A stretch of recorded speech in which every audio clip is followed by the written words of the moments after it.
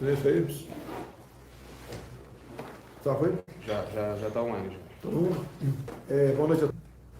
Sempre que possível, até o último dia da propaganda eleitoral gratuita, nós fazemos live aqui.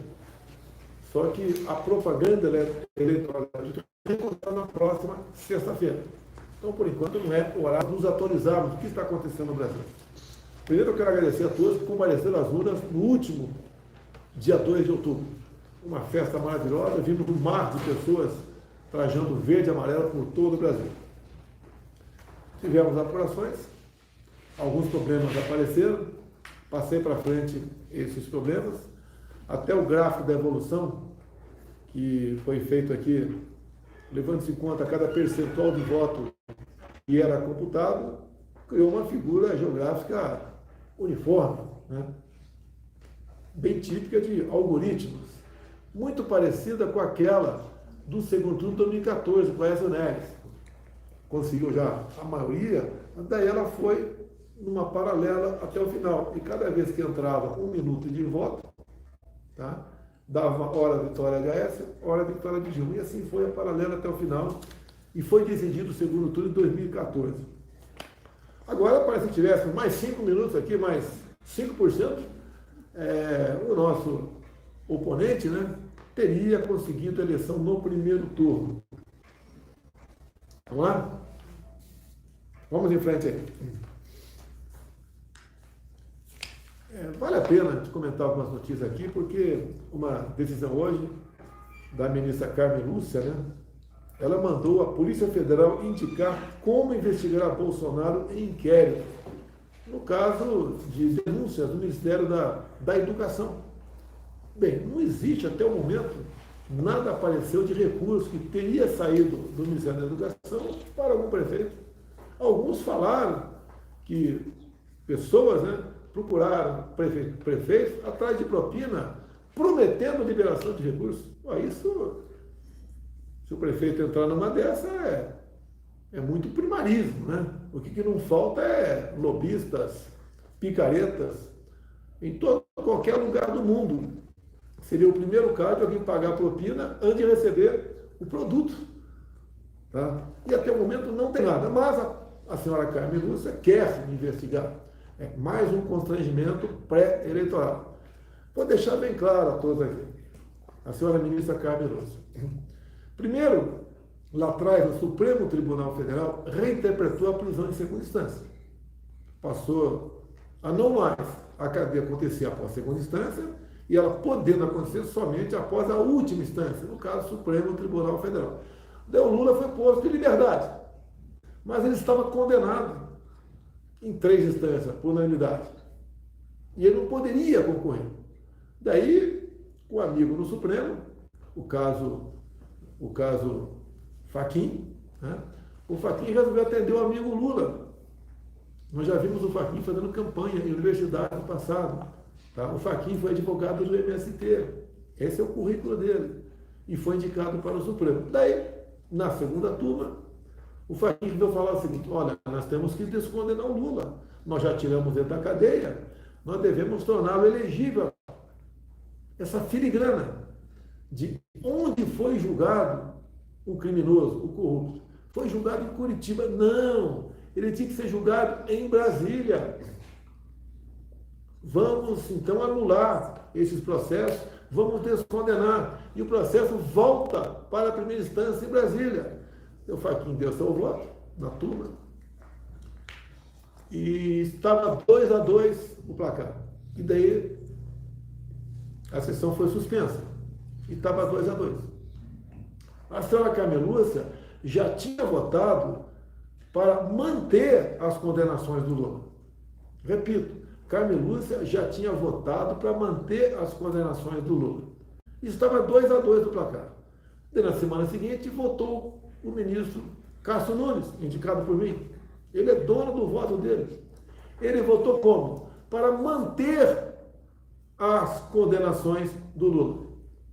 O ministro Gilmar Mendes ficou indignado, somente para manter as 3 condenações do Lula. Você vai ver o que aconteceu. E ele balbuciava, o nosso querido ministro Gilmar Mendes. E o que aconteceu com a ministra Carmen Lúcia? Ela mudou o voto dela. Ela que tinha feito um voto brilhante para manter as condenações em 3 instâncias do Lula, são de ser 3-2 para a descondenação do Lula. E ela agora está na cara. Ela quer algo contra mim, né? Faz de tudo para que o Lula seja presidente. Ela quer me investigar no caso do Ministério da Educação, que digo, até o momento, não tem nada dizendo que algum prefeito recebeu algum ministro, algum recurso do Ministério das Comunicações. Se aparecer, obviamente, comprovou, paciência, vamos aí às penas. Agora ela quer me botar nesse que não estou entendendo por quê. Ou melhor, estou entendendo, mas deixa para vocês a conclusão. Vamos lá, uma notícia simples aqui. Quero agradecer ao vereador Paulo Chuchu, que me deu o título de cidadão de São Bernardo do Campo, São Paulo. Terra aí do cara aí, do descondenado.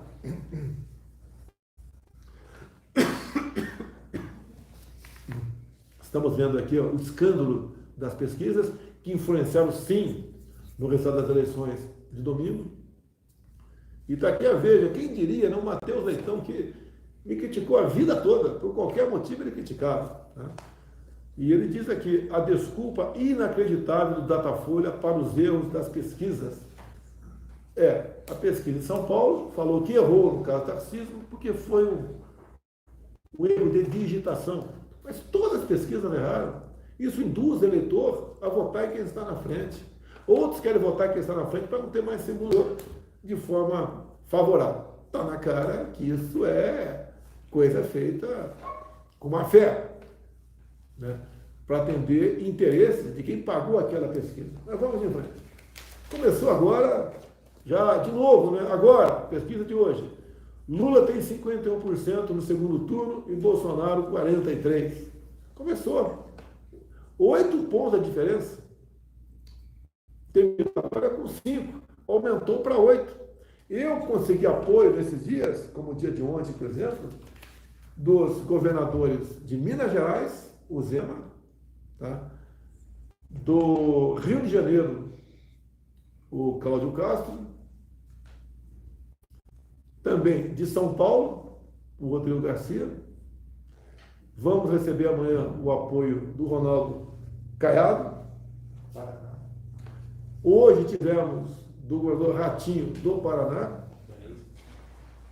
Hoje tivemos também a bancada do agro, da Frente Parlamentar da Agricultura pela manhã, nos defendendo, querendo a nossa reeleição.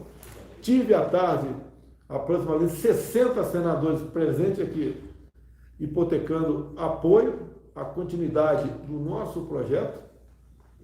Tivemos a agenda em São Paulo ontem, bastante longa e produtiva, 2 agendas enormes. Né? À noite visitei os 2 policiais que foram feridos, né? No dia 2 de outubro, feridos por marginais, que foram presos, confessaram que haviam recebido R$5.000 para executar e levar a arma como troféu embora. Cheguei 2 da manhã e a luta continua. Vamos fazendo a nossa parte. Então os apoios aqui são muito bem-vindos. Eu só peço aos nossos apoiadores que eu vou ter dezenas de apoios. Se você não gostar de uma pessoa que está me apoiando, por favor, não critique. Agora não tem mais. É terceira via. É o Lula. Eu sei que escolha qual o melhor, qual o menos ruim, mas, por favor, não se omita. O maior erro que uma pessoa pode cometer é não tomar decisão. É lavar as mãos, é não ser nem quente nem frio, é ser morno. A decisão também é um risco. Mas diz o velho ditado, né? Quem se arrisca pode vencer. Quem se omite já perdeu. Imagine a volta da quadrilha do Lula, que esteve no governo de 2003, né? Até 2010, e depois o PT continuou com Dilma até 2015, imagine a volta desse pessoal. Hoje você conhece os nossos ministros. Puxe pela memória, veja quem são os ministros do governo Lula. Quase todos presos. Ladrão.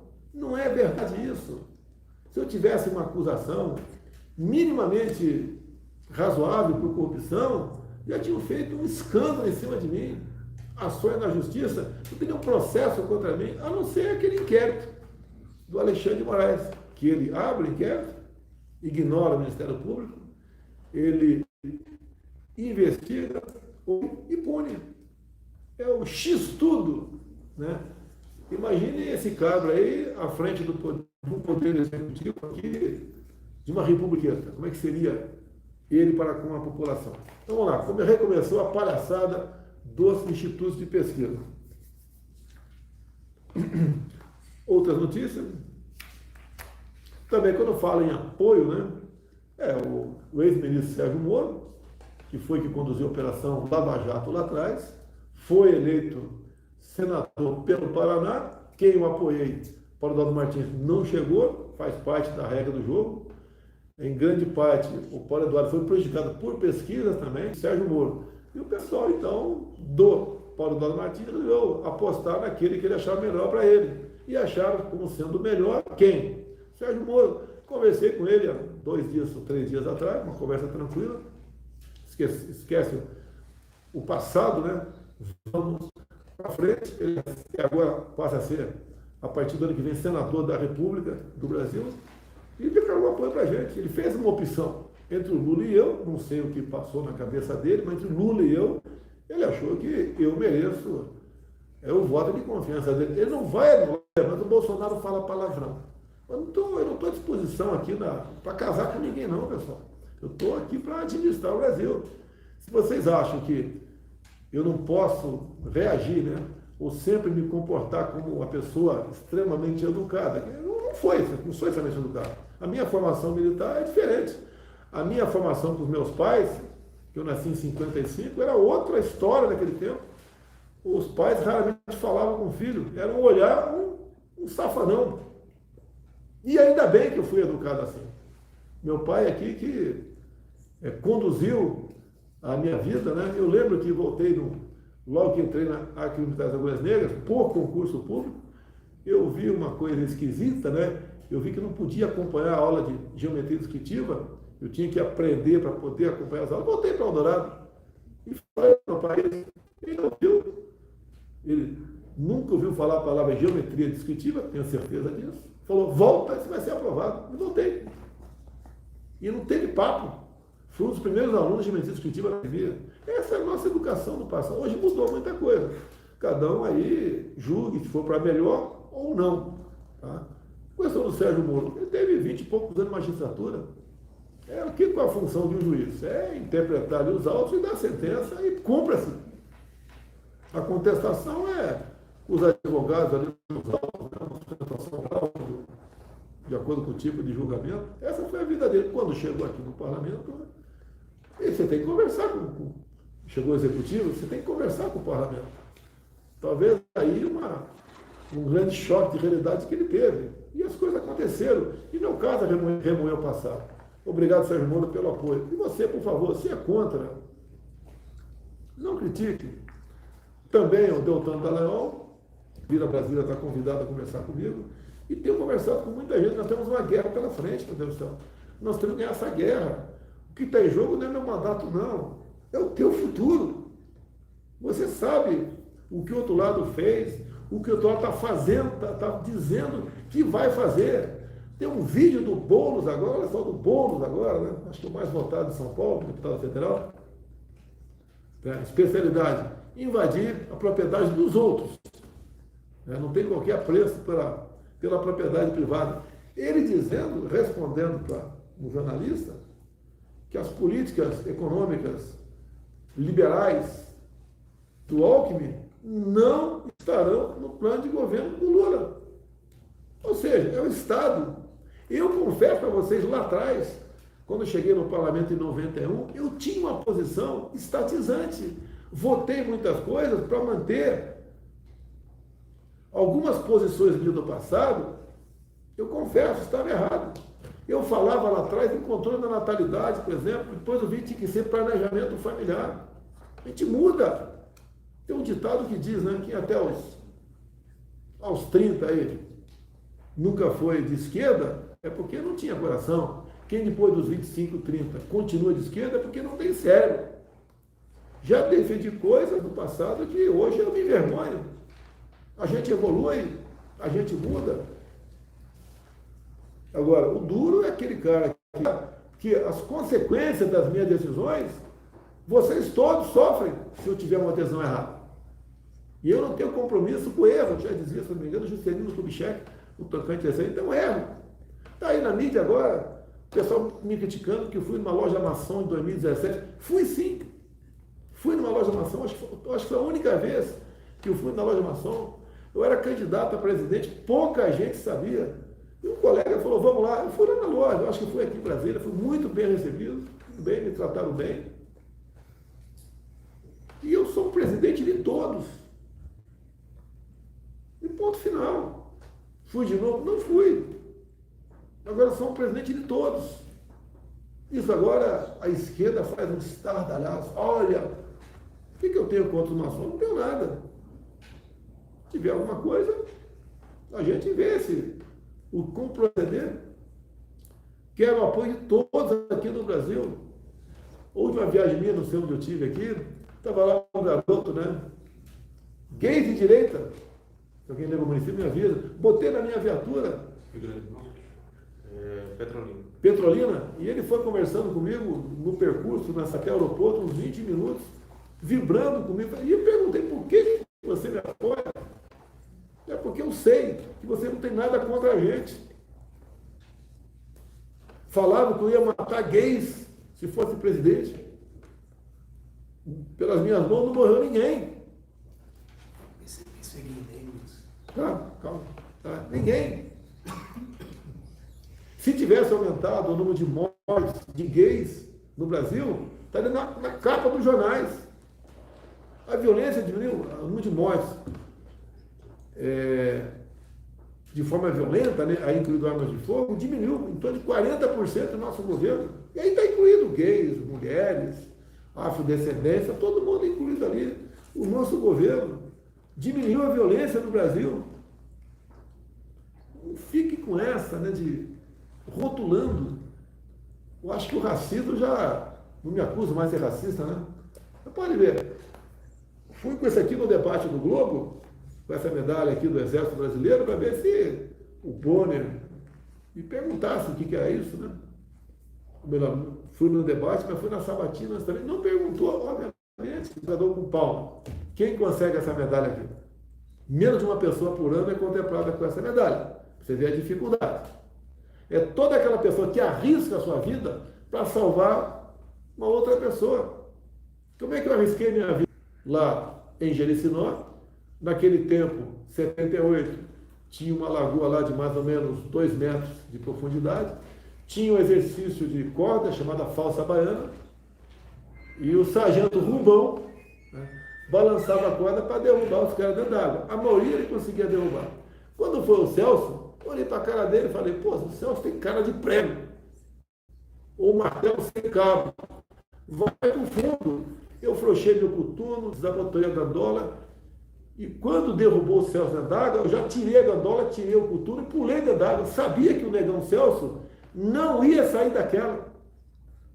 O Rubão ficou apavorado, era um sargento lá que parecia o sargento Garcia, um baita de uma barriga. Ficou apavorado em cima ali do lado que estava balançando a corda. Foi um barquinho ali perto, o barquinho não fez nada. Eu cheguei, era atleta das Forças Armadas e pentatlo militar. A segunda vez que eu mergulhei, peguei o negão Celso lá embaixo, tirei ele fora d'água. E eu falei, né, numa live anterior, que o negão Celso não era afrodescendente, falei que ele era azul. Era um negro realmente total, né? Daí falaram que eu era racista, porque eu falei que ela era azul. Mas se eu fosse racista, deixaram ele morrer afogado, meu Deus do céu. É coisa simples. Como tem uma passagem minha, eu espero que a comunidade aí, Nipo, né, japonês do Brasil, se alguém se lembrar desse episódio, eu queria encontrar com essas pessoas. Eu acho que foi em 2016, Barra da Tijuca. Posto 4, acontece comigo, estava na praia. E vi essas duas japonesinhas que entraram dentro d'água. E eu falei, moça, daquela região, né? Do fundo. Vai, afunda e depois sobe. E elas achavam que estava vendo gente na frente, né? Com a água pela canela, fosse chegar assim lá, não deu outra. As duas afundaram, eu e o moça tiramos as duas fora d'água. Não eram japonesas, eram mestiças, né? E lembro, tiramos ela fora d'água, eu tive dificuldade para segurar numa delas. Elas deviam ter uns 14 anos de idade, cada uma delas. Hoje deve ter 22, 23, 24 anos de idade. Tiramos fora d'água as duas. As duas choravam copiosamente. Fiquei feliz por ter colaborado com o salvamento dessas duas japonesinhas. Eu tenho certeza que vamos encontrá-las. E isso daí, obviamente, a família comenta entre amigos, talvez alguém esteja ouvindo esse relato meu agora e vai identificar essas duas japonesinhas.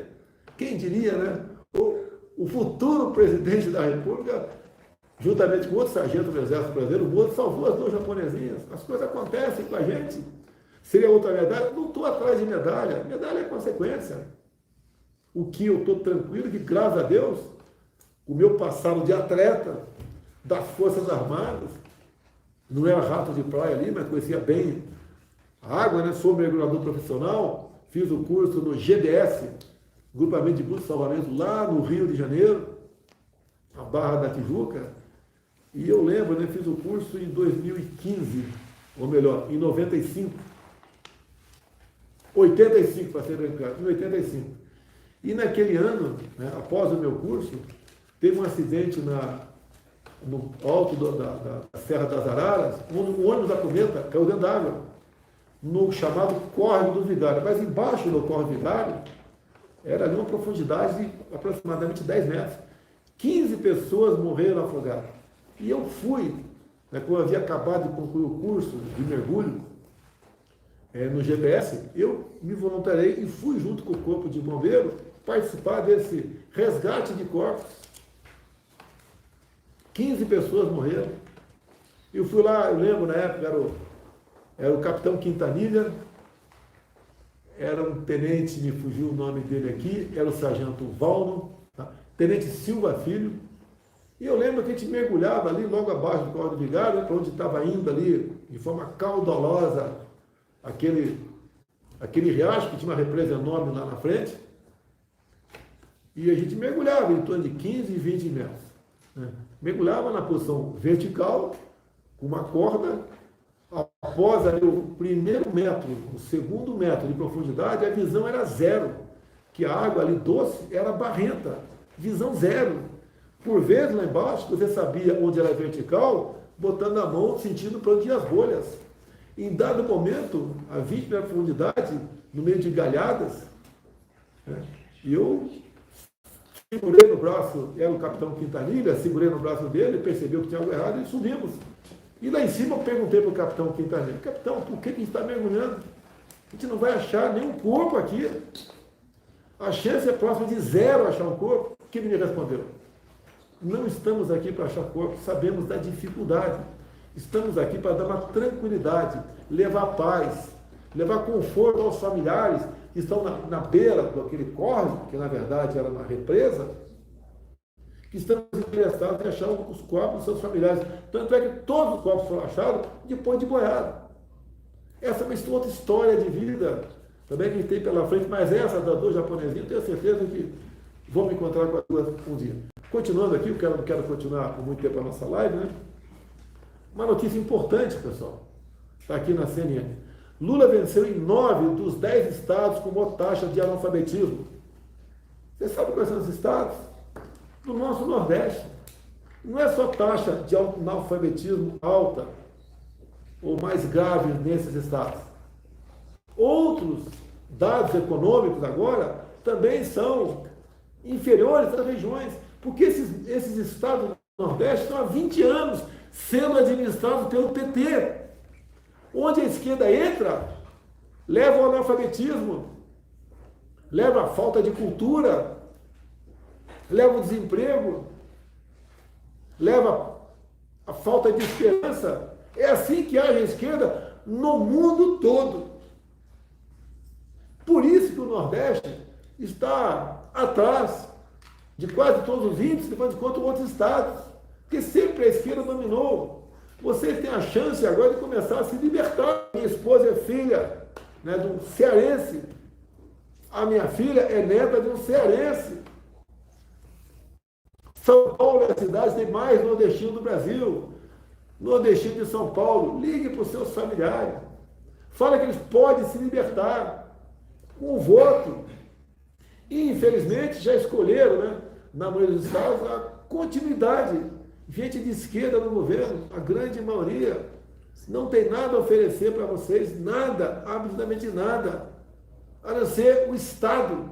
Nós somos contra o Estado, né? Quanto menos o Estado, melhor para todo mundo. Então, a notícia aqui é da imprensa e é verdadeira. Vejo quais são os estados que o Lula venceu, que tem uma taxa de analfabetismo. Outra questão aqui, né? O ditador da Nicarágua, o Ortega, né, que há pouco tempo prendeu padres, expulsou freiras, cortou o sinal da CNN, cortou o sinal de rádios e TVs católicas, proibiu católicos de fazerem procissões, proibiu os evangélicos de comemorar o dia da Bíblia. O que aconteceu tão logo o Lula aí terminou o último domingo na minha frente? Recebeu os cumprimentos de Daniel Ortega. Parabéns, Lula, por ser o mais votado no primeiro turno. Amigo dele. Lembra que o Lula falou que ele ali, presidente, vai ter muita gente de fora, né, que está esquecido para cá? O Ortega viria na posse dele. O Maduro viria na posse dele. Evo Morales, Pepe Mujica, Fernandes da Argentina, Boric no Chile, Petro da Colômbia. Petro é aquele, quando eu desci da tribuna, lá na ONU, e falei para padres e freiras nicaragüenses que o Brasil os recebe como refugiados, para serem tratados com dignidade por nós, ele ocupou a tribuna logo em seguida e falou o quê? Defendeu a liberação da cocaína. É esse tipo de gente que é amigo do Lula, que você quer para o nosso Brasil. Quem não gosta de mim, o cara é grosso. Mas me desculpa. É importante que a dona Michele gosta. Pô. Tá? Ele se comportou mal durante a pandemia. Me desculpa. Eu falei a verdade durante a pandemia, não quis ofender ninguém. Não errei quase nada durante a pandemia. Muita gente tomou aquele remédio para combater a malária, para combater a cegueira dos rios, e se safou durante a pandemia. O grande erro da pandemia, não foi meu, foi proibir os médicos a receitar algo off-label, fora da bula, porque não tinha remédio para aquilo. O pessoal batia na vacina, eu falava, a vacina é para quem não está contaminado. Quem já está contaminado tem que ter um remédio para isso. Proibiram o médico de receitar esses medicamentos. Eu tomei esse medicamento, no dia seguinte estava bom. Milhões de pessoas tomaram esse medicamento. Eu duvido. Você que está chateado comigo, por questão de pandemia, você tem um parente teu, eu duvido que não tem um parente teu, que tomou um desses dois remédios, que eu tomei também.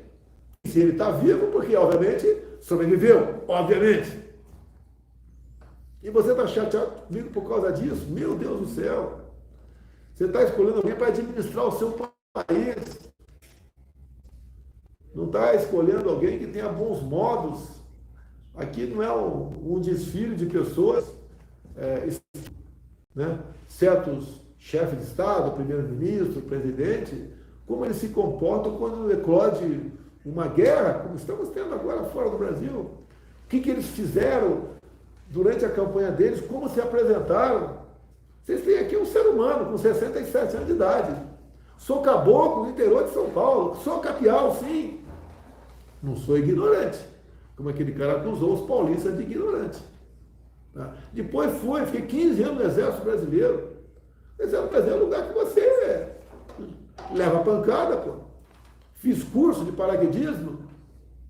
Vai lá ver como é que é um curso de PQD, para você ver como é que é. Tá? Fiz curso de mestre salto, fiz o curso de mergulho, fiz o curso da Escola de Educação Física do Exército, fui o primeiro classificado no curso da Escola de Educação Física do Exército no universo de 45 Depois fui para ser vereador do Rio de Janeiro, depois fiquei por 7 mandatos dentro da Câmara dos Deputados. Muita briga ali. Ali não teve pancada comigo, soco nunca teve. Né? Mas empurrão, palavrão, teve.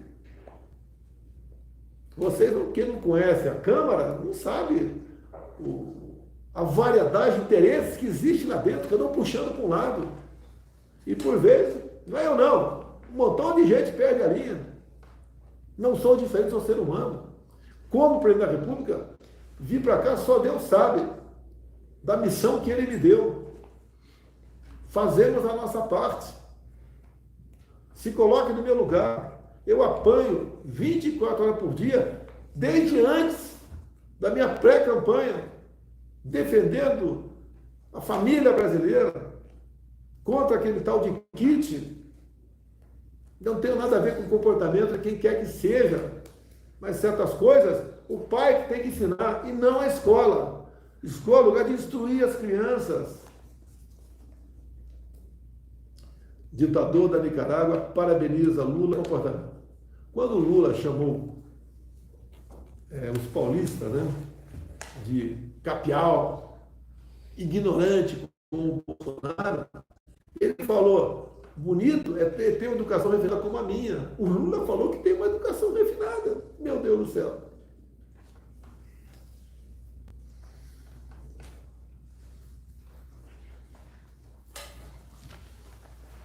Vamos lá?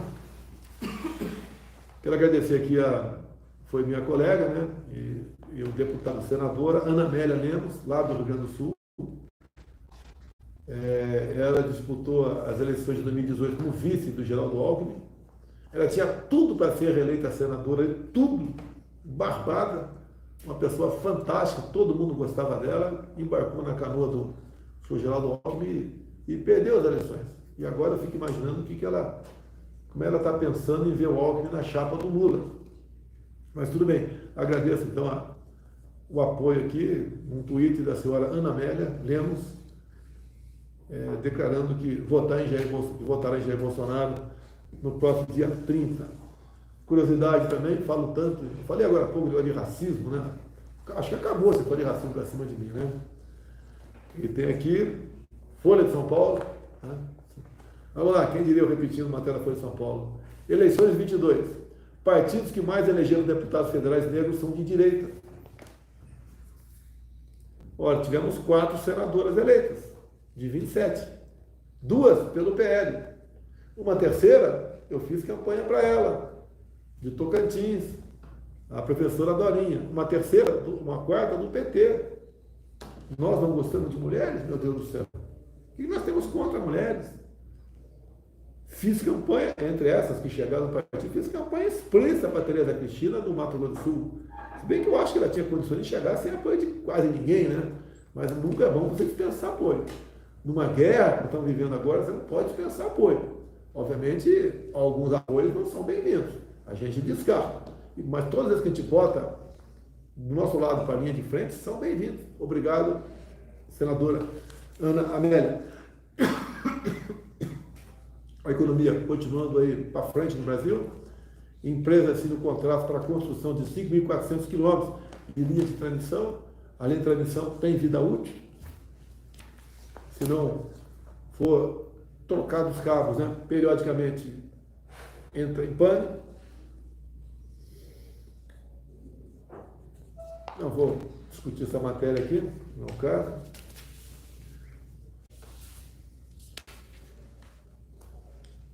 O nosso Congresso foi bem para a direita, né? Posso chamar agora de um Congresso de centro-direita. Né? Está pronto para a gente, uma vez sendo reeleito, se for a vontade de Deus e do povo.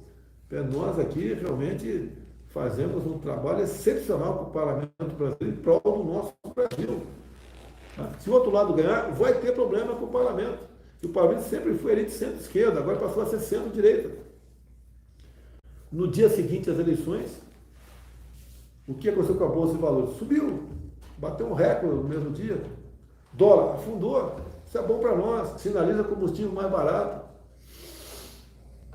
Sinaliza aí a valorização da nossa moeda. Né? E no dia seguinte, então, com a minha passagem para o segundo turno, que quase todo mundo no mercado esperava que o Lula ia ganhar no primeiro turno. Não ganhou. Deu ruim para eles. Olha uma coisa aqui, né? Nosso querido Alexandre de Moraes. Pela segunda vez, ele veta pronunciamento contra a poliomielite. Nós queremos vacinar de poliomielite a garotada. Estamos sendo impedidos pelo TSE. O argumento? Ajuda no Bolsonaro. Passa a ser um ato político. Parabenizar aqui, conheci a nossa Silvia Guaiapi. Foi tenente do Exército Brasileiro, serviu por muito tempo no Hospital Central do Exército do Rio de Janeiro, e depois foi lá para o Amapá, é isso mesmo? E se elegeu, então, deputada federal. E ela tem uma bandeira semelhante à minha: liberdade para os irmãos indígenas. Os irmãos indígenas podem ser condenados a viver fechados na sua reserva. Eles têm que fazer na sua terra o que um fazendeiro do lado faz na dele. Temos projeto para isso desde o início do ano passado. Está lá no Senado Federal. E a prezada Silvia tem muita coisa que é semelhante a mim. A defesa da família, a defesa de verdade das comunidades indígenas, não a demagogia, a libertação dos indígenas. Eles não são diferentes de nós. Ela fez curso superior, ficou no Exército, acho que por 8, 9 anos. Se elegeu deputado federal. Vai ser bem diferente de uma outra indígena, não sei se era índia, não sei se foi reeleita, né?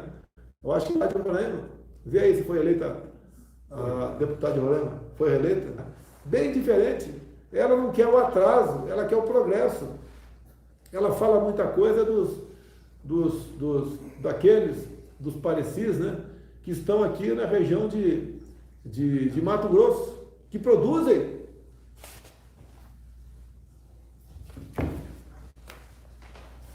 Encerrando, né, o nosso TSE devia tratar as questões de pesquisas com o mesmo rigor aos ditos fake news do pessoal de direita. Quer mentira maior do que essa das pesquisas? Curiosidade, pessoal, tem muita gente, né, da Venezuela que foge para o Brasil. Então nós temos no Brasil, atualmente, 47 mil venezuelanos recebendo o Auxílio Brasil.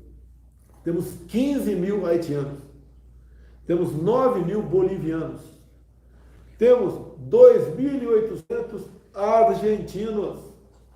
Infelizmente, esse número vai aumentar e já começou a evasão da Argentina. Ninguém aguenta um governo de esquerda.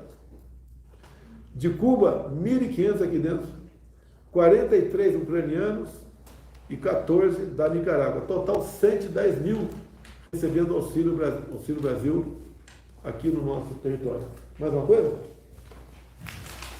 Não. Atualmente assistindo, obrigado aí, 400 mil pessoas no Facebook, Instagram, YouTube, TikTok e Bolsonaro TV. Vamos sempre fazer uma live, mostrar o que está acontecendo, entrando em questão política a partir de sexta-feira em si, mas nós temos, né, um outro encontro com a verdade no dia 30 de outubro. Não desista.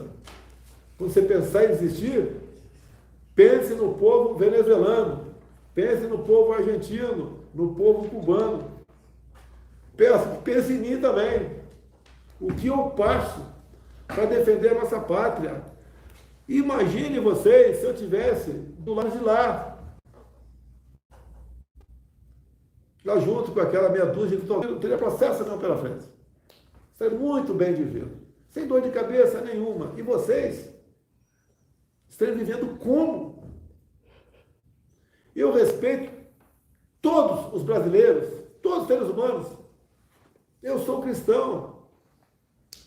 Entendo que sou presidente com a missão de Deus, assim como fui salvo, entendo, pelas mãos dele. Não é fácil você enfrentar todo o sistema. O que o sistema faz no momento? O que faz o sistema estrebuchar no momento? Eles querem a volta da harmonia deles, onde todos roubavam e estava tudo em paz no Brasil. Tudo tranquilo. Nós botamos um ponto final nisso. Quando eu falei com toda a imprensa hoje, quando teve o apoio do Ratinho, eu falei de Itaipu Binacional, só para falar de uma estatal. É binacional, mas é nossa, a parte de cá. Vocês conheciam Itaipu Binacional como empresa geradora de energia. Uma empresa excelente, nada mais além disso. Quando nós assumimos, fechamos os ralos sobre o lucro da mesma. Sobrou dinheiro para fazer a segunda ponte com o Paraguai, que já está pronta. Eu não posso inaugurar agora, porque é período eleitoral, está ali no acabamento, na pintura. Uma ponte que tem um vão de 400 metros, uma baita de uma ponte. Já começou a ser feita a terceira ponte com o Paraguai, lá em Porto Murtinho, Mato Grosso do Sul. Já está concluído a extensão em 600 metros da pista do aeroporto de Foz do Iguaçu. Está faltando o GEIVE. Fazer o quê? Inspeção de voo. Fazer inspeção de voo. Já liguei para o comandante Bastante Ajuda. Comandante, bota esse pessoal para ir para lá. Pô. Mas não é feito de uma hora para outra. Vai chegar, medir, está aprovado. Uma série de medidas tem que ser tomada, já está sendo feita. Pretende-se brevemente liberar a pista para pouso. Vai receber qualquer tipo de aeronave em Foz do Iguaçu. Muita gente pousava ali na Argentina e ocupava a rede hoteleira para visitar as cataratas. Vão pousar do nosso lado. Nós concluímos aí o asfalto da boiadeira. O Paranense sabe o que é isso. Atendemos com obra de infra aproximadamente 50 municípios que ficam ali na região do Lago de Itaipu Binacional. Estamos negociando com o Paraguai praticar piscicultura lá. Vamos acrescer em 40% o volume de pescado no Brasil. O trabalho do Jorge Seife.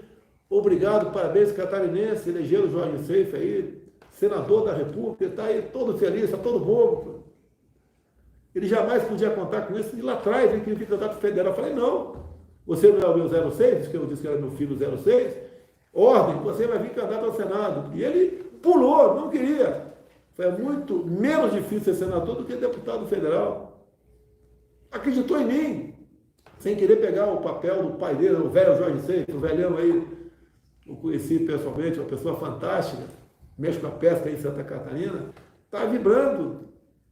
Sabe o que tem que fazer no Senado, vai ser orgulho, não para os catarinenses, para todos os brasileiros.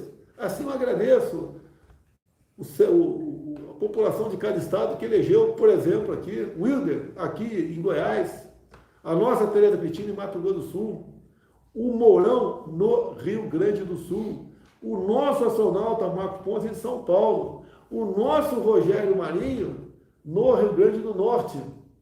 Mais alguém? Senador? Me fugindo. Damares de Brasília. Parabéns. No mais, pessoal. Muito obrigado a todos vocês. Não se esqueçam.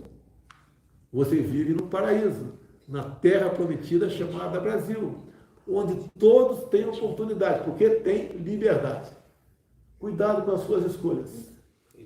As escolhas, as mudanças, por vezes são bem-vindas. Se escolhe para melhor. Outras vezes, não. Quem escolheu para pior aqui na América do Sul? Você sabe quais países.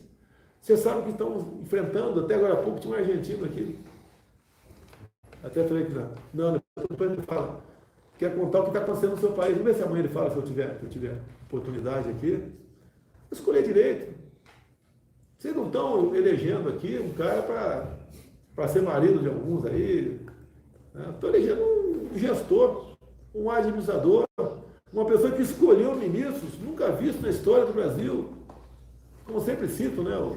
O Tarcísio, o próprio Marcos Pontes, a Tereza Cristina, a Damares, o Onix, que é o meu coringa nos ministérios, o Rogério Marinho, o Paulo Guedes, o Saxida agora nas Minas de Energia, tá? O Gilson no turismo, entre tantos e tantos outros. Vamos em frente. Não é fácil a luta, mas, com a graça de Deus, nós venceremos. Muito obrigado a todos vocês e até amanhã, 19 horas.